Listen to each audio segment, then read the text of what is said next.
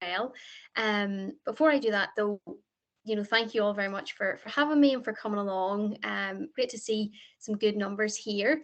But my name's Katrina, as Rory had said, and my role within Think Pacific is one of the coordinators for the remote internship. So most of the work that I do on our team is to do with the delivery of the remote internship and making it as good as it can possibly be. So today I'm pretty much just going to talk to you about the process for applying, and as well a little bit about start dates and things like that. And then at the end, what I hope to do is leave a little bit of time for some questions. So if I'm, talking through this and there's a question that comes to mind or something that you'd like to ask, do just keep it in mind. And then at the end, hopefully I'll be able to answer that for you. But without further ado, I'm going to kick off. So before I dive in and tell you a little bit about the remote internship program, I'll tell you a little bit more about Think Pacific and who we are. I don't know how much you know about us already, but we are a registered charity in the Fiji Islands, and we're also a social enterprise here in the UK. And because we're kind of based in two places across the globe, that really allows us to make a kind of global impact with a local approach. And that local approach is kind of helped by the kind of delivery of meaningful programs in rural parts of Fiji. That's where we kind of started out, and then we've kind of expanded a little bit, and we've kind of developed this remote internship that allows us to kind of allow you to help us make that local approach from the comfort of your own home or wherever you may be in the world. And we do this in partnership and collaboration with many governmental ministries in Fiji. So everything is always, above board, and everything is really official in that sense as well. And on top of that, we are affiliated with over 100 universities across the globe. And of course, Queen's University Belfast is one of them.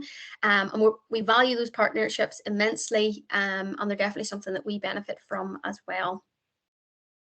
And because of those partnerships and affiliations, there usually is, university or government funding available for our projects. And I'll talk to you a little bit about that side of things just a little bit later on. Now, we are called Think Pacific, and I often say that sometimes that's a little bit misleading because sometimes people assume that we kind of work in places all over the Pacific region, but we actually focus in on Fiji only.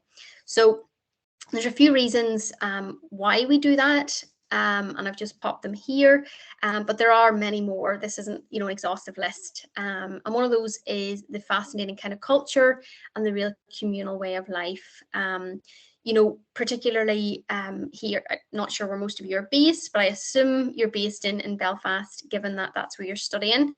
The Fijian culture and the customs are very unique and often very different than what we're potentially used to here in the UK and the wider world.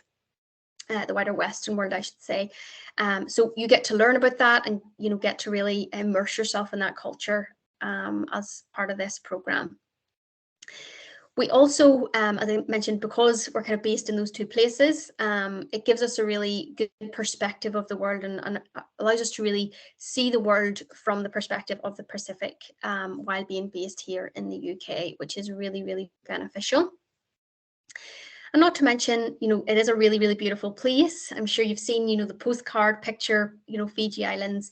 That is totally what it is like in reality. It's a beautiful place, and you get to, add value to that and preserve some of that space as well through the work that we do. And what I've done here as well is I've just popped some kind of statistics that we're really proud of in terms of some of the work that we've actually done to date. Now, I won't read all these out. Hopefully you can see them on the screen. But, just as an example, we've through the work that we've done and through the help of some of our interns, we've been able to invest over $8 million into Fiji. Now, Fiji is a developing country, so that's a massive investment in the country to help the country grow and thrive, and help the people grow and thrive as well. And hopefully, if you're able to, come on board the program, and that's something that we're able to facilitate, you can be part of adding to these statistics and making an even greater impact. This is, something that we're very, very proud of in terms of the work that we've done to date. And we hope to obviously make more of an impact going forward. So moving on then, just a little bit in terms of, why you might want to come on board and what you can actually gain from this. Now, one of the things that we've noticed that you can gain from this is global experience, because you'll be doing kind of a very unique kind of program and work experience type program that allows you to develop new workplace skills in a kind of global capacity. Even though it's remote and you will be doing it from home, you definitely will get to, learn about a new culture and interact with people from all over the world. So that's a really good way to gain that kind of global experience. Secondly, you'll be working on a real life problem as such, and your job will be to kind of find a solution to that problem. Those problems, or as we call them, action projects, are sent directly from a Fijian organization that we've partnered with. So you'll be responsible for coming up with that solution and really making that impact for a real world organization, and that's really the difference that you'll be able to make through the project. On top of that, you'll also get to increase your cultural fluency. As we all know, with technology and everything like that, the world is getting smaller, and at the touch of a button, you can learn about somewhere new and almost visit somewhere new with video and virtual reality and all that kind of stuff. But the workplace, because of that, the workplace is becoming more diverse, and increasing your cultural IQ or your cultural fluency is really beneficial for you when you enter the world of work, and you're kind of branching out and meeting new people as well. On top of that, as I mentioned, we are partnered with some organizations in Fiji. There's actually a whole list of them, and you'll get to work on a project that basically is on behalf of that particular organization. So, that's something that you'll get to put on your CV, your any kind of job opportunities or applications that come up. You can discuss what you've done for that particular organization on there as well. As well as that, we don't leave you to, we don't kind of throw you in at the deep end and give you no support. You do receive a personal mentor. There'll be, someone that you can go to for support and coaching, and of course some guidance throughout the program. So they'll be, a real kind of source of support and someone that you can actually learn from as you go through the program. And we have a great team of mentors that you could be kind of working underneath if you come on board. As well as that, just a little bit on the contribution that you could make. So hopefully you have heard of the UN Sustainable Development Goals, but if not, all of our projects that you'll be working on will be working towards making an impact on the UN Sustainable Development Goals.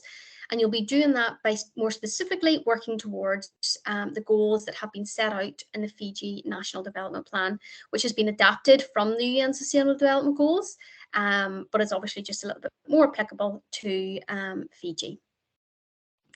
And then lastly, just a little bit in terms of global citizenship. So, you'll get the opportunity to connect with lots and lots of other people, including, students that are, from all over the world, and professionals as well. And that's a really good way to kind of build your network and meet new people. But really, that's just a few reasons, why we think that it would be beneficial for you to come on board the remote internship and do this kind of thing. But everyone will have their own reasons, and it's a good idea to consider what your why is. Why do you want to come on board, and what impact would you like to leave, and what would you hope to take away from this experience as well. So just moving on, again then, this is just a very brief overview that I've put here of the programme. Now, I won't actually go through this in any great detail, because everything that is on this slide I'm going to talk about in the future slides. But this is just a very kind of broad overview of what you would be doing on the programme. And if you want me to, I can certainly send these slides out, and you'll obviously be able to access this later on after we've finished this session. So just a little bit then in terms of what the actual programme itself might look like for you. So you'll come on board, and you'll have kind of an average week that will look a little bit similar, regardless of the length of the programme that you decide to go with. So usually on Mondays, we'll have some kind of weekly briefing, and these are live events that you can come along to, that really will just basically outline what the plan of action is for the week ahead, and really set you up for success for the week ahead as well. So those are great sessions, and always held on a Monday to start the week off on a good foot. Then on Tuesdays, we have a networking event. So there are a few different types of networking events that we run on the programme, but those are really for your benefit, as an opportunity for you to put yourself out there, meet some new people, and of course broaden those connections. You never know who you could meet, and I know that a lot of our interns that come along to those events have ended up meeting new people that they actually have stayed in touch with for a little while after the programme has ended. So it's a great opportunity there for meeting some new people. Then on Wednesdays, we have our Fijian Culture Workshop, so really exciting. That is an opportunity for you to hear from a Fijian about different elements and aspects of the Fijian culture. So those are really popular sessions. Everyone loves them. And Lulu, who's a Fijian himself, he runs those events, and he's great to listen to. Very funny guy, great humour. So those are fantastic. Then on Thursdays, we have a skills series event, and that's once again a live session that you can attend to really help you develop some new skills, and maybe just enhance some of your existing skills as well. So those are really beneficial also. And then on Fridays, we have our phase webinars, and that word phase will make a little bit more sense as I talk through these slides.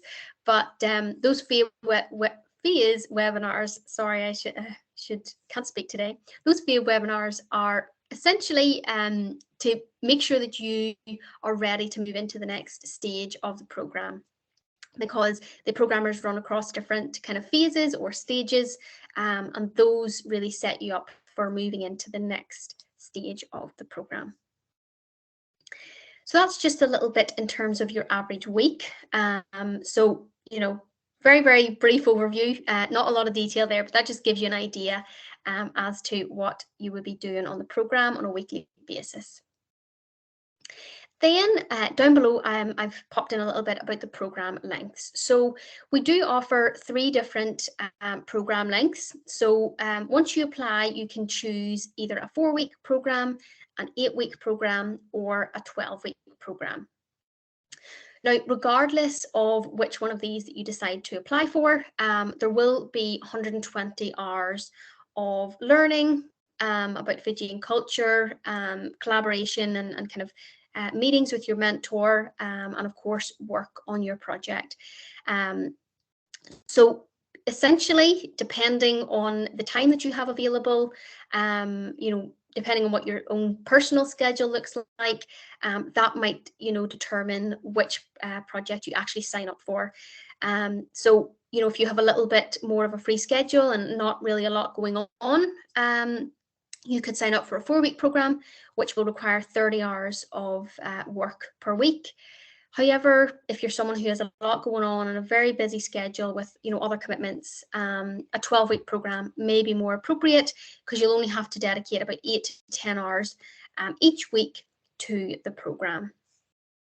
So that just gives you an idea in terms of what kind of the time commitments might be for you, and what that might look like.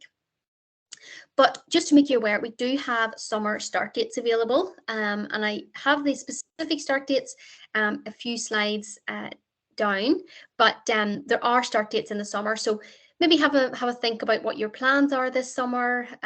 Maybe have a think about what you know that you have coming up, and that might make it really easy to kind of decide which one of these projects you want to actually apply for. All right. So now I just want to dive a little bit deeper into how the program actually works. So this will make a little bit more sense in terms of what those phases actually are that I had just mentioned. So we have a 5D approach. Now you might call this really inventive, or you might call it just very, very basic. But the reason we have coined it a 5D approach is because there are 5 stages or phases of the program, and each of them is named a word beginning with the letter D. That's very simple. That's how we've come up with that. But essentially, once you actually kind of come on board and you're ready to start on your start date, regardless of whether you're on a 4, 8, or 12-week program, you will enter the discover phase. And what this is really an opportunity for you to discover the program, to discover as much as you can about Fijian culture, and about what you actually hope to achieve out of this internship itself. So as part of this discovery phase, or kind of section of the program, you will carry out a group mentor session. So this will be arranged by your mentor. They'll reach out and kind of arrange a suitable time where you'll meet as a group with other interns who have started at the same date as you. So right away, you're getting to meet some new people. And that will be an opportunity for your mentor to kind of obviously set you up for success and make sure that you have everything that you need. On top of that, during this phase, you will be given access to certain modules that you can access and kind of work your way through to learn as much about Fijian culture as possible. And once again, that's so that you have a real understanding as to who your target audience are when it comes to actually designing your project, so that you can kind of do as good a job as possible when you're designing your project. As well as that, then you'll explore your sector in terms of kind of what you want to do, and what partner you want to work with and what organization you want to work with. And then as well, you'll set your goals for the duration of the program so that you and your mentor both know what you want to achieve, and then they can obviously try and help you with that as well. So moving on then, once you've finished with this discovery phase, you will actually then move past this discussion phase and into this decide phase. It is called a 5D approach, but if I'm totally honest, I consider it more of a 4D approach. And this 5th D or 5th phase, which is the discussion stage, is something that's more or less ongoing throughout the duration of the program. So I'll come back to this one just once I've talked about the other 4 in a little bit. So you move from this discovery phase into this decide phase. And this decide phase is really when you will be deciding alongside your mentor what project you're going to be working on. And you'll do this with a one-to-one mentor session. So your mentor will arrange a session with you, and you will ultimately kind of browse through over 70 partner organizations. So we're partnered with over 70 Fijian organizations. And ultimately then you'll choose the project that you want to work on. So that's the decide stage. So then once you've chosen your project and both you and your mentor are happy with that decision, you'll move into this design stage, which is really when you'll start to apply that learning that you undertook in this initial stage. You will have a kind of another one-to-one mentor session during this stage. That's really just for your mentor to kind of have a look at your progress and, of course, give you some feedback on the kind of progress that you've made up until this stage. And this is really when you'll start to think about that impact that you're going to hopefully leave behind on the programme. Then once you've designed your project, you'll move into this final stage, which is the deliver stage. And that's really when you'll be ready to deliver your project to Think Pacific, and then, of course, to your partner organisation as well. And as part of this last stage, you'll have a group mentor session. So that'll be, once again, an opportunity to kind of interact with others on the programme and reflect, carry out some reflections in terms of your experience and what you've found, how you found the programme as a whole. You'll also present your project. Now, please do not panic if you're someone who's very shy and doesn't really like to, like the idea of presenting or public speaking. It is a recorded presentation. So this is, a fully flexible internship, and it is all, completed from the comfort of your own home or wherever you may be in the world. So you'll record this presentation and upload it along with your work. And that'll be when you'll then, of course, leave your impact and you'll make that real difference once we get it sent over to the partner. So that is pretty much the 4 main stages of the programme, but just circling back to this discussion phase. So you're really in discussions with your mentor and with other interns, from the minute that you start the programme right up until you finish. So that's why I say I feel like this stage is more of an ongoing stage throughout the programme. So as part of this stage, there's kind of a few sessions that you can attend. I had mentioned, those networking events. So, you can attend drop-in sessions with your mentor. There's weekly Q&A sessions that you can come along to. We have other networking events like virtual campfires, Wellness Wednesday sessions, and all different kinds of things that you can, come along to as an opportunity to engage in some discussions with other interns and other staff members at Think Pacific as well. So that's just a little bit about how it works and the process. But diving a little bit more in depth into each of those, this is the discovery phase in terms of the modules in a little bit more detail. So I had mentioned that you'll be given access to modules that you can work through once you join us. And there are 8 modules, which I've popped here, but they're all a really good way for you to learn a little bit more about Fiji and about the National Development Plan, as well as UN Sustainable Development Goals. So a really, really good way to kind of refresh your knowledge in some of these topics if you know some of the information already. But if not, a really good learning opportunity to start with to set you up for success. So then once you've finished those 8 modules, you'll be ready to browse through the different sectors or internship fields that we have here. So you can see on the screen there are a range of internship fields or sectors that we have available, and you can apply for whichever one of these you would like to.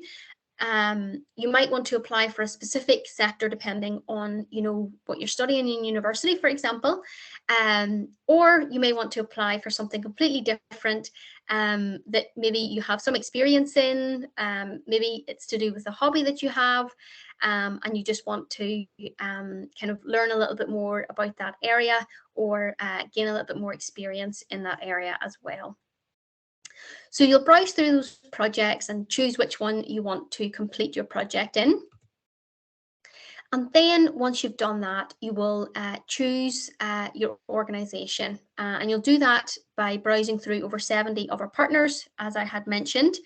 And then once you've decided which Fijian partner organisation you want to work with, you'll then go ahead and choose your task or your action project. Now, just as an example, but this is a very, very tiny list, and it's definitely by no means exhaustive. You could be, decide you want to do some kind of policy writing for one of the Fijian partners. or some kind of content creation or website design as well. So there is a broad range of projects that you can complete, but I'll show you a few more examples in the next slide. Then once you've chosen your task or your action project, you'll obviously go ahead and work on that and really kind of put your ideas to paper as such. And then you'll be ready to present your work and upload it. So in a very, very brief nutshell, that is essentially the decide, design and deliver stages very, very briefly. So that's what it will look like once you kind of pass the first initial discovery stage. So just a little bit on our partners. So as I mentioned, there are over 70 partner organizations that you can choose to, complete your project on behalf of. And just as an example, say you were very interested in working with one of the Fijian ministries. If you're someone who's kind of into health, you may decide you want to work in collaboration with the Ministry of Health and Medical Services, which is really exciting. If you're someone who, is maybe into mental health, or you may be studying psychology or something like that, you may decide you want to complete your project on behalf of the Psychiatric Survivors Association or the Youth Champs for Mental Health, for example. So there's a whole list of kind of partner organizations that you can choose from, and they all carry out different work. They all do different things, but there's plenty of information on our portal that you will be given access to outline what each of these organizations is involved in. And just a little bit more on the partners. If you're interested in sport, you might want to work with one of the national sports organizations. The Fiji Rugby Union, obviously a very well-known kind of sports organization. You can work with them. Or if you're someone who's a little bit more into business and enterprise, and maybe tourism is something that you're into, you may decide to work with the NARI Tourism Project. But as I say, there's a whole range there that you can browse through and choose from. So it's definitely worthwhile having a look at all of those. But some really, really great organizations. Some are bigger than others, and some of the smaller ones really, really value the help that they receive from our interns. The bigger organizations do, of course, as well. But the smaller, charities definitely don't have the kind of manpower or the resources to do some of this work, which is why it's so beneficial. So then just a few examples of projects that you could be completing. So once again, please take this with a pinch of salt, because this is by no means an exhaustive list. This is just 5 out of a very, very, very big list of projects that you can work on, just to give you an idea as to some of the projects that you could be working on. So as an example, if you were someone who wanted to, as I say, work for the Ministry of Education, you could be creating educational plans and hands-on activities for Fijian children, so that to help them kind of enjoy the learning process. So if you're studying education, or you're maybe thinking of doing a PGCE down the line, this could be something that would be really, really, really good for you. If you're someone who is very you may decide to partner with Nature Fiji and create some conservation awareness content that they can use on their social media or website, for example. Additionally, you may decide you want to work with Cure Kids Fiji, and that may require you to do some policy writing, where you kind of assess a report against the National Development Plan and make some recommendations based on that. So that's once again really exciting if that's something you're into, and maybe policy writing is something that that you're good at. Again, if you want to partner up with the Youth Champs for Mental Health, you could be developing a mental health and suicide prevention program for them, for obviously different target groups within the Fijian population, which is really, really beneficial, and once again, something that you can add to your CV as well.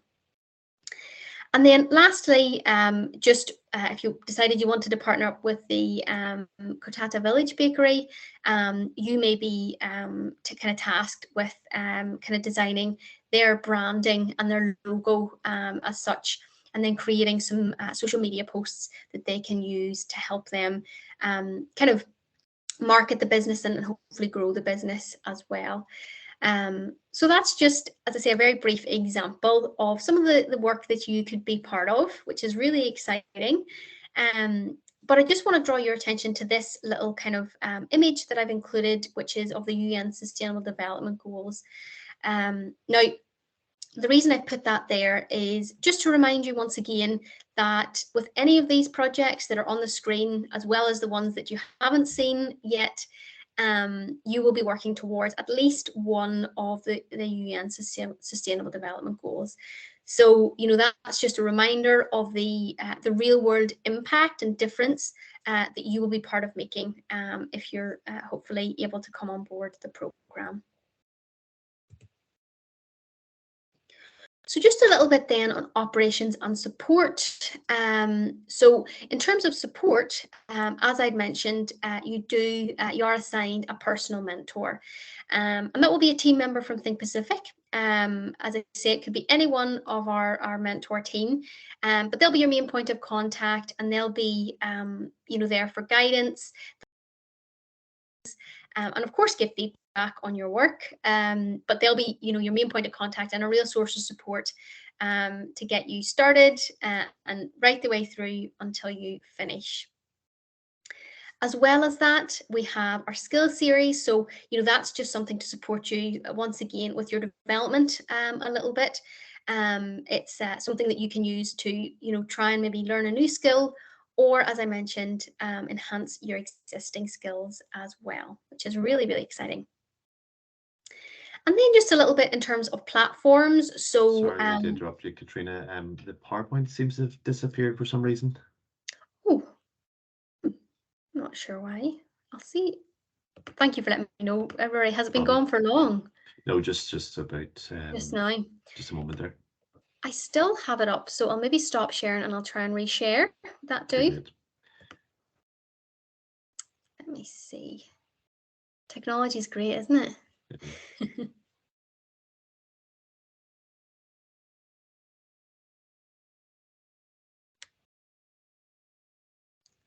Can you see that? Yeah, that's perfect. So we'll see the slides. We'll also see your image as well.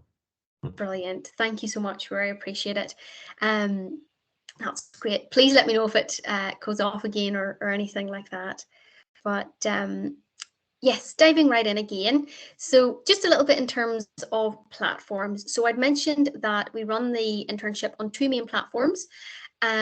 So we have an online portal that you'll be given access to. You'll be given access to that on the day that you start the program, and it will really be your one-stop shop in terms of browsing through all of those, you know, partner organizations and browsing through all of those really exciting action projects that we have as well. So you'll be given access to that, and then as well as that, you will be given access to a communication platform called Mighty Network. So I'm not sure if you've used it before. It's very possible that you may have, but this is really how we stay in contact with you, and it's a really valuable part of kind of assisting us with the delivery of the program. It will provide you with your networking opportunities, and it will allow you to join all of those events that we have as well. But for the most part, you'll be given access to this a few days to a week before you start your program, and you'll then be given a little bit of time to get used to the platform before you start. So that's just a little bit in terms of kind of the operations side of things, and you know how we actually deliver the program to you in the first place. But just a little bit then on reflection. So we do provide a reflective journal, and that is something that is optional as part of the program. You may be, you know, given one to complete for your university, but this will be something separate. This is actually something we provide as part of the program. But if self-reflection is something that you're really keen to develop, because it's a really vital skill, both personally and professionally, it's definitely something that I would recommend that you look into once you're on board, and definitely make use of, because it's a really good way to track your goal setting, and track your progress throughout the program. So just a little bit on that. So now I want to talk to you a little bit about kind of the funding, or the spaces that we have available, which is maybe what you're all kind of here for as well. So we do have 40 fully funded spaces available for the program. So that's kind of broken down into different kind of schools based on what you're actually studying on the program.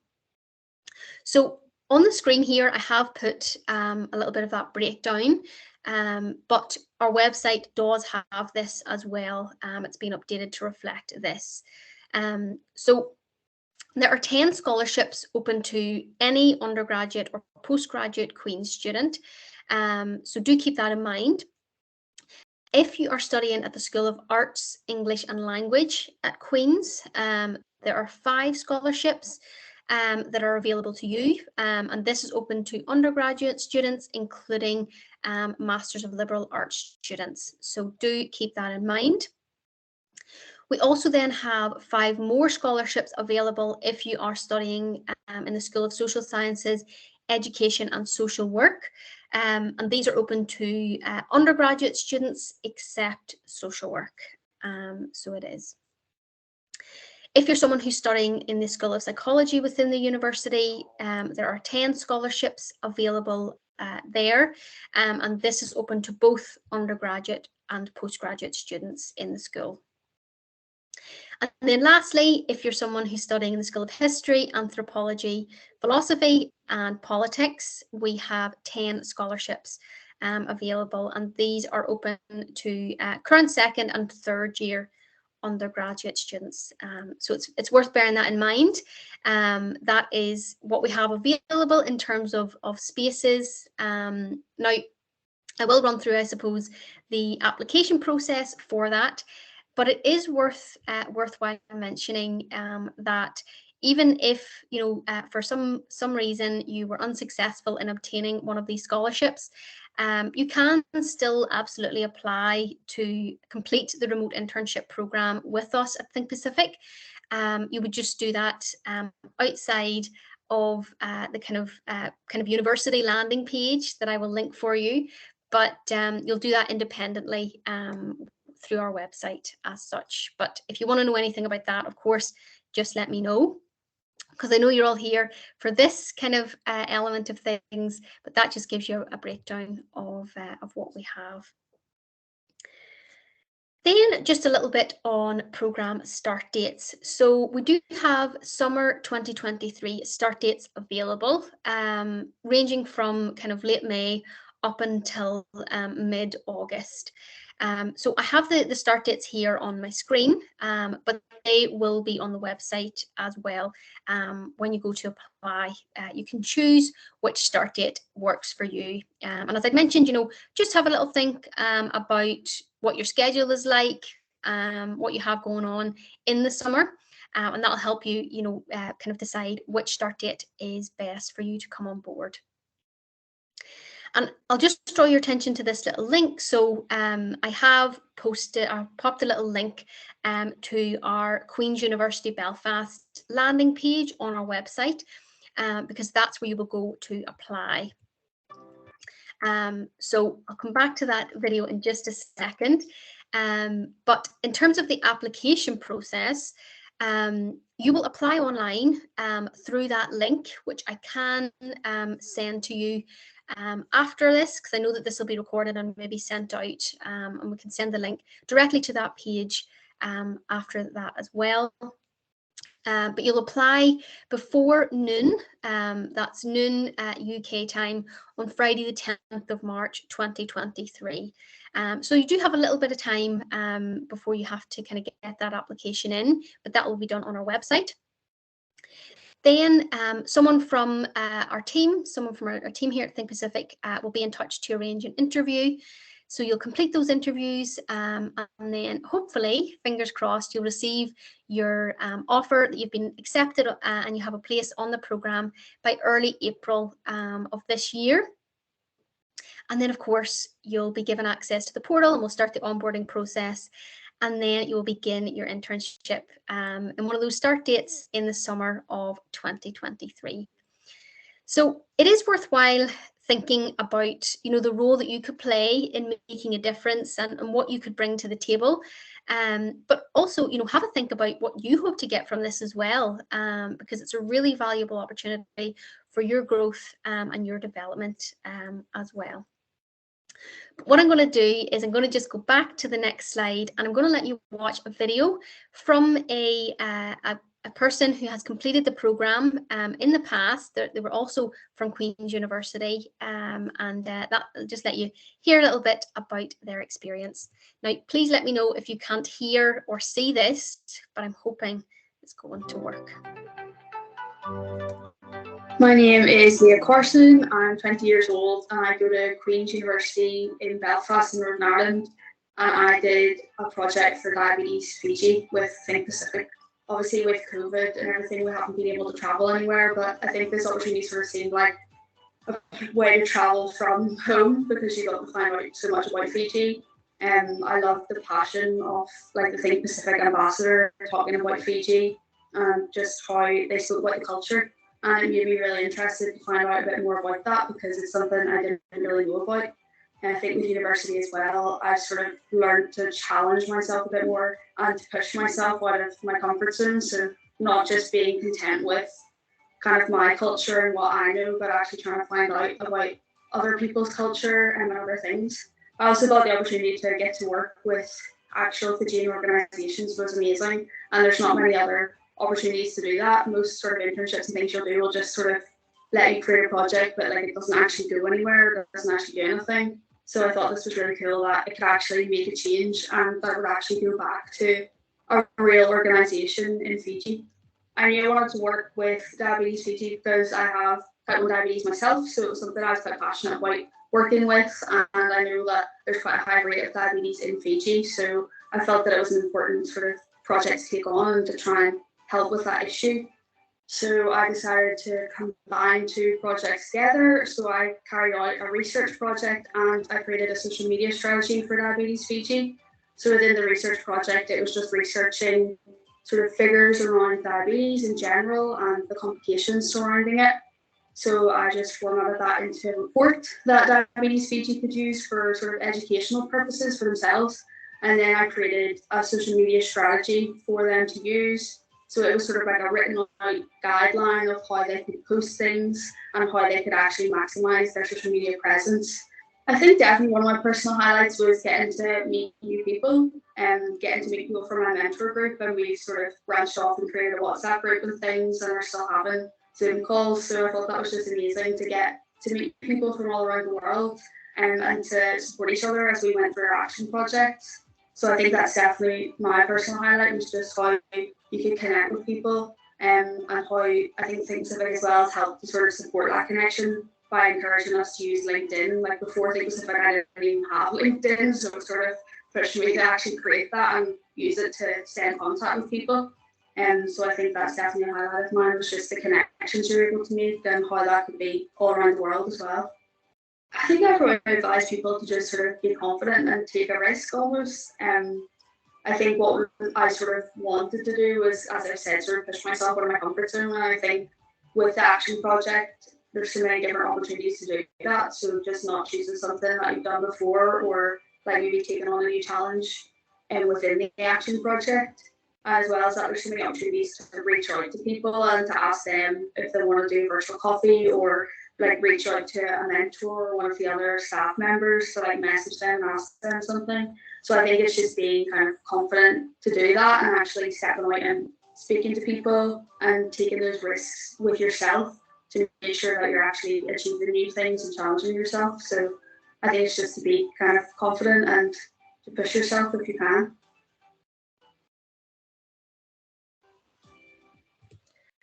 So hopefully you enjoyed that little video. I think it's always nice to hear from someone who has, experienced what you might be experiencing and gone through the same thing. But that is pretty much it from me. So a big vinaka, which means thank you in Fijian, for coming along and listening to me tell you all about the remote internship.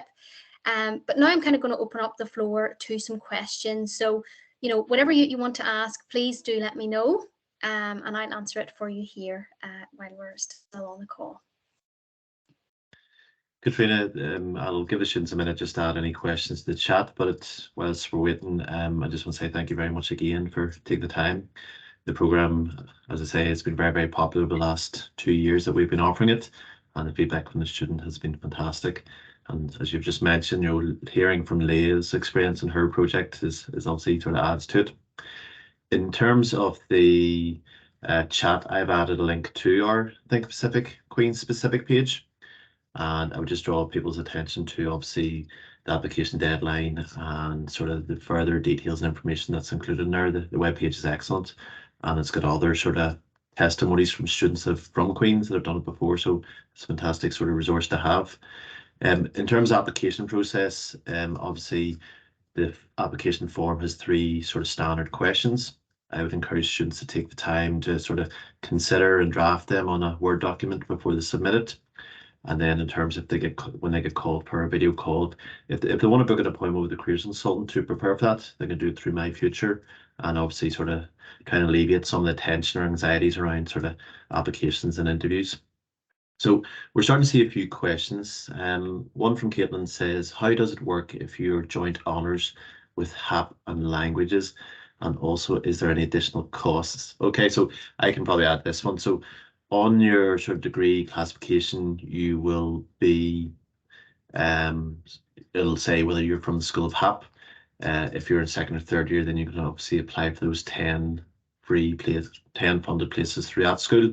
However, if you don't fall into that school, then you can apply under the Arts, English and Languages. And at the same time, if you don't get through those 2 cohorts, you'll fall into the 10 generic undergraduate and postgraduate places. So there's, I suppose, potentially 2 avenues for everyone to apply, either through their specific school if they are funding places, or else through those 10 generic places that our team are fully funding. The second question, okay, so Kieran has just said thank you very much for the presentation, Katrina. Thank you. No worries, Kieran. Thanks for coming. David has asked, in the application, do you have to specify what area you want to work in? Yes, good question, David. So in the application process, we do ask you to choose which sector you want to work in. However, you don't have to stick to that. Once you actually come on board and you meet with your mentor, you can discuss with your mentor after you've browsed through all the different sectors like I'd shown. If you decide you want to kind of go down another avenue or do something different, you and your mentor will discuss that, and it shouldn't be a problem. But we do just ask that you specify one in particular during the initial application stage, but you're not tied to that, David. All right. That's great, Katrina. Thank you very much. So it doesn't look as if we have any further questions. But as you have mentioned, I've said in the chat, we will send a recording from the session around everyone who's registered. And in that there, if I'll get a copy of the slides from you yourself as well, Katrina, and I'll add that to the email when I'm contacting all the students. We do have a session next week on the 9th. For anyone who's registered for both, it'll be the same session delivered. You're very welcome to come along to the second session, but as I say, you will get a recording from this one. And just finally from myself, I would encourage everyone to make an application sooner rather than later, rather than leaving it until sort of 11:30 on the 10th of March. Let's get them in as soon as we can, and then that'll allow the team at Think Pacific to go through them and sort of split them up. But it's also there just in case you forget and leave it too late. Katrina, thank you very much for your time today. We really appreciate it. Thank you. It's been a pleasure, and I'll see you again next week. Great stuff. Thanks a lot. Bye-bye. Thanks, everyone. Bye-bye. Bye-bye.